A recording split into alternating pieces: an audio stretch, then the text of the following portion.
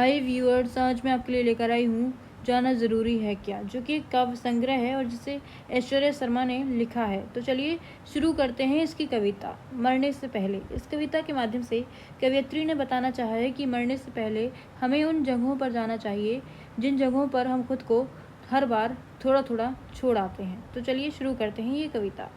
मरने से पहले कम से कम एक बार हम सभी को लौटना चाहिए हर उस जगह पर जहाँ छोड़ आए थे हम अपना कोई साथी, कोई चीज़, कोई किस्सा या हमारा अपना ही कोई हिस्सा। हर उन गली कूचों में एक अंतिम बार लौटना चाहिए जिन्होंने हमारा बचपन अपने अंदर समेटा हुआ है।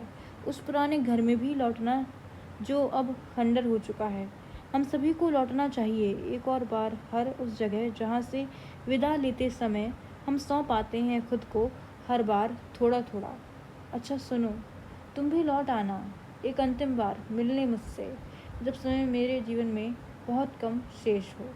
इसी के साथ ये कविता समाप्त होती है। ज़िंदगी का कैलेंडर किस तरह बीतता है जब हम किसी की प्रतीक्षा में होते हैं। तो चलिए शुरू करते हैं ये कविता कैलेंडर। एक दशक पूरा होने में सदी लगने लगती है, एक माह बीतने में बरस लगने लगता है, एक हफ्ता महीने सा लगता है और एक दिन भी फिर महीने सा लगने लगता है। एक व्यक्ति का कैलेंडर इसी तरह बिगड़ता है जब वह किसी की असीमित प्रतीक्षा में होता है। इस काव्य संग्रह की जो अगली कविता है उसका शीर्षक है ऐसे लोग। इस कविता के माध्यम से कवयित्री ने बताना चाहा है कि जब हमारे कॉल्स ज़रूरत पड़ने पर नहीं उठाए जाते या हमारे जवाब का कोई जवाब नहीं देता, तो ऐसे लोगों पर इसका क्या असर होता है। तो चलिए शुरू करते हैं ये कविता। जो लोग पुकारे नहीं गए, जिनसे प्रेम नहीं किया गया, जिनकी नौकरी कोई और खा गया, जिनके हिस्से की चादर में किसी और के पाँव पड़े, जिनके ख़तों का जवाब नहीं भेजा गया और नहीं उठाया गया, जिनका फ़ोन ज़रूरत पड़ने पर वे लोग नहीं पुकारते, फिर खुद किसी को प्रेम से छुड़ा लेते हैं अपना हाथ। दफ्तर में भी उन्हें फिर सत्ता लगने लगती है, नहीं पसारते पाँव, फिर चादर बड़ी होने पर भी भूल जाते हैं किसी को ख़त लिखना, फिर नहीं मिलाते वे कोई फ़ोन कॉन्टैक्ट लिस्ट के सबसे ज़रूरी नंबर पर। ऐसे लोग डर जाते हैं फिर सदा के लिए इन सभी ज़रूरी बातों से। इसी के साथ ये कविता भी समाप्त होती है। इस काव्य संग्रह की जो अगली कविता है उसका शीर्षक है विकल्प। इस कविता के माध्यम से कवयित्री ने बताना चाहा है कि हमारी ज़िंदगी में कुछ विकल्प हमेशा बचे रहते हैं। तो चलिए शुरू करते हैं ये कविता। इस दुनिया में बना जा सकता है सबसे तेज़ धावक, चढ़ा जा सकता है ऊंचे से ऊंचा पहाड़ भी, बनवा सकता है कोई स्मारक किसी का, कर सकता है कोई भी प्रदर्शन खुलेआम सड़कों पर मुझे इतनी तेज़ भी नहीं भागना कि साथ चलने वाले मुझसे थक जाएं, इतनी ऊंचाई पर भी नहीं चढ़ना कि वहां से अपना घर भी ना देख सकूं। स्मारक बनवाने के बजाय मुझे साथ तस्वीरें लेना अधिक प्रिय है। प्रदर्शन इस तरह भी नहीं करना कि जिसके लिए हो उसके अलावा सब देखें। मेरा मानना है कि इस दुनिया में हम सब कुछ कर सकते हैं, पर किसी के साथ चलने, घर लौटने, तस्वीरें लेने और किसी एक से सब कुछ कह देने का विकल्प हमारे पास हमेशा बचा रहना चाहिए। इसी के साथ ये कविता समाप्त होती है। इसी काव्य संग्रह की जो अगली कविता है उसका शीर्षक है तुम तक। तो चलिए शुरू करते हैं ये कविता। कभी कभी मन होता है पूरी दुनिया घूम लेने का, फिर अंत में तुम्हारी पीठ के सहारे अपनी पीठ लगाकर बैठ जाने का। ये सारी दुनिया घूम लेने तक, तुम्हारी शर्ट का टूटा बटन लगाने तक, तुम्हारे साथ शाम की चाय पीने तक, तुम्हारे आगे अपना बचपन सुनाने तक, पूरा का पूरा तुम्हारे साथ जी लेने तक।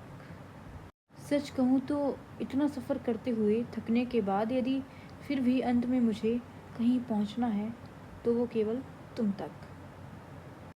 इसी काव्य संग्रह की जो अगली कविता है वो बताती है कि प्रेम में ठहराव कितना ज़रूरी होता है। तो चलिए शुरू करते हैं ये कविता। प्रेम में ठहराव। तपते रेगिस्तान में धरा खोजते हुए हाथ भी जलाए और पाँव भी, यानी खोज पानी की भी थी, केवल धरा की नहीं। जीवन में प्रेम खोजते हुए घाव भी उभारे और तराशी नई पीड़ा भी, यानी खोज प्रेम में ठहराव की भी थी, मात्र प्रेम की ही नहीं।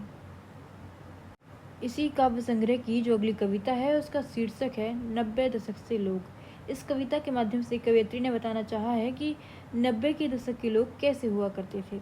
तो चलिए शुरू करते हैं ये कविता। मुझे अक्सर याद रहते हैं वो लोग जो भेंट करते हैं किसी को किताबें, जो पूछ लेते हैं किसी अजनबी से हाल, जो मुस्कुराते हैं खेलते बच्चों को देख, जो रखते हैं खत भेजने का ख्याल, जो रहते हैं बसंत की प्रतीक्षा में, जो सुनते हैं किशोरदा और रफ़ी के गाने, जो पढ़ते हैं फैज़ की नज़में, जो देते हैं फिर प्रेम की मिसालें, जिनसे मिलकर हो जाता है दिन गुलजार, जो जानते हैं फराज की बातों के मायने, जो रखते हैं फूल तस्वीरें और ख़त संभाल कर, जो जानते हैं गले लगाना फिर किसी से मिलकर।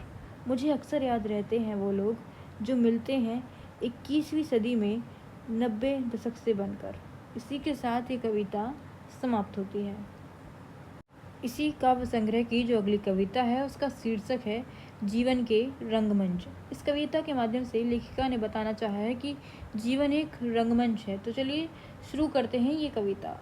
रंगमंच पर चल रहे किसी नाटक सी इस दुनिया में कुछ लोग हमारे जीवन में पर्दा गिरने के बाद वाली सच्चाई से होते हैं। इसी काव्य संग्रह की जो अगली कविता है उसका शीर्षक है कैसी विडंबना है ये। तो चलिए शुरू करते हैं ये कविता। तन चोटिल होकर भी उतनी पीड़ा नहीं देता जितनी पीड़ा देता है एक चोटिल मन। खाली गला भरा जा सकता है हार पहना कर, जबकि भरा गला उमड़ता है फिर आँखों के रास्ते। खिड़की से लौटता दिख जाता है गया हुआ व्यक्ति, जबकि जा चुका व्यक्ति फिर दरवाजे से भी नहीं दिखता। एक पूरा शहर देखा जा सकता है फिर एक व्यक्ति से मिलकर, जबकि पूरा शहर देखकर भी वह व्यक्ति नहीं मिलता फिर जुदा होने पर। कैसी विडंबना है ये, कैसा पक्षपात भी। इसी प्रत्यक्ष और अप्रत्यक्ष के बीच झूल कर हम गुजार देते हैं अपनी पूरी ज़िंदगी बस यूं ही। इसी के साथ ये कविता समाप्त होती है। इसी काव्य संग्रह की जो अगली कविता है उसका शीर्षक है उलझन। तो चलिए शुरू करते हैं ये कविता। रेलगाड़ी की घोषणा सुनते ही तुम्हें जल्दी थी जाने की और मुझे जल्दी थी तुम्हें देरी करवाने की। इन्हीं सब उलझन में हमें अपनी अपनी उदासी दिख रही थी, तुम्हें अपनी मंजिल दूर जाती दिख रही थी, मुझे अपनी मंजिल दूर जाती दिख रही थी। इसी के साथ ये कविता समाप्त होती है। जब हम प्रेम में होते हैं तब गीत पहले से अधिक गुनगुनाते हैं। इसमें धुन प्रेम बनता है और हम फिर प्रेमी को गाने लगते हैं। इसी काव्य संग्रह की जो अगली कविता है उसका शीर्षक है अचानक, जो हमें बताती है कि ज़िंदगी में कुछ भी अचानक नहीं घटता। तो चलिए शुरू करते हैं ये कविता। अचानक कुछ भी नहीं घटता। ऐसा कभी नहीं होता कि एक परिणाम अचानक यूं ही तुम पर थोप दिया जाए। अचानक कोई तुमसे बातचीत बंद कर दे। प्रेम करने वाले लोग अचानक तुमसे घृणा करने लगें। तुम अपनी कहानी में नायक की जगह अचानक खलनायक बन जाओ। ये अचानक इतना अचानक भी नहीं होता। इसके पीछे कई कारण हो सकते हैं जो इस अचानक की ओट में बैठे धीरे धीरे सरक रहे होते हैं। अचानक कुछ भी नहीं घटता सिवाय मृत्यु के, और मृत्यु एक अपवाद है। इसी के साथ ये कविता समाप्त होती है। Thank you for watching.